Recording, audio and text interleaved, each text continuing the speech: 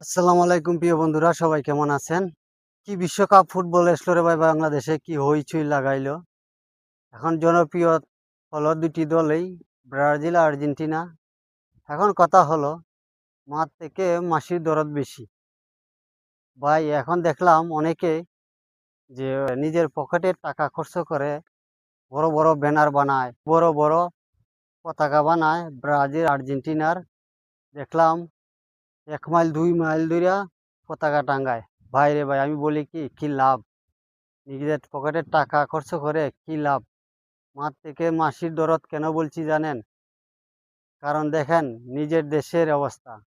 আজকে যে টাকা আপনি খরচ করতেছেন পরিশ্রমের টাকা, কিন্তু দেখেন বাংলাদেশের মধ্যে হাজারো মানুষ টাকার জন্য চিকিৎসা করতে পারতেছে না, মানে অসুস্থ, সে ভুগতেছে। অনেক ফ্যামিলিতে আছে যে টাকার জন্য খাবার খাইতে পারতেছে না। তাই আমি আমার এই ক্ষুদ্র জ্ঞান থেকে আপনাদেরকে বলতেছি ভাই, আপনার ওই টাকাগুলা, পরিশ্রমের টাকাগুলা আপনাদের এই ব্রাজিল আর্জেন্টিনার জন্য খরচ করতেছেন, কি লাভ হবে আপনার? আমি মনে করি ওই টাকাটা দিয়ে যদি আপনার ওই টাকাগুলা যদি একজন অসহায় মানুষকে দান করতেন, একজন অসহায় এতিমখানাতে দান করতেন, একজন অসহায় পরিবারকে দান করতেন, আপনি কিন্তু অনেক সওয়াব কামাইতেন। এই দুনিয়ায় সব পাইতেন, আখিরাতেও সব পাইতেন। এটা কিন্তু আপনার জন্য থাকলো না।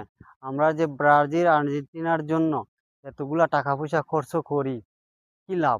কোনো লাভ আছে? অথচ আমার দেশের মধ্যে অনেকে দেখছি মিছিল করে। হায় রে ভাই, কিছুদিন আগে তেলের যখন অভাব ছিল, তাহলে সবাই আওয়াজ তুলছিল তেলের এত দাম কেন? বুঝছেননি? ভাই, দেশের সম্পদ কেন এভাবে নষ্ট করেন? এ পা আমাদের পাশে যে ইন্ডিয়া আছে, পাকিস্তান আছে, কই তাদের তো দেখি না এরকম আনন্দ উল্লাস করতে। আপনি আনন্দ উল্লাস করেন, অসুবিধা কি? কিন্তু আপনার টাকাটা কোথায় থেকে যায়? আপনার পকেট থেকে। কিন্তু আপনার পকেটের টাকা কি এমনি এমনি আসছিল? হয়তো আপনার পরিশ্রমের টাকা, নয়তো আপনার বাবার পরিশ্রমের টাকা, আপনার ভাইয়ের পরিশ্রমের টাকা।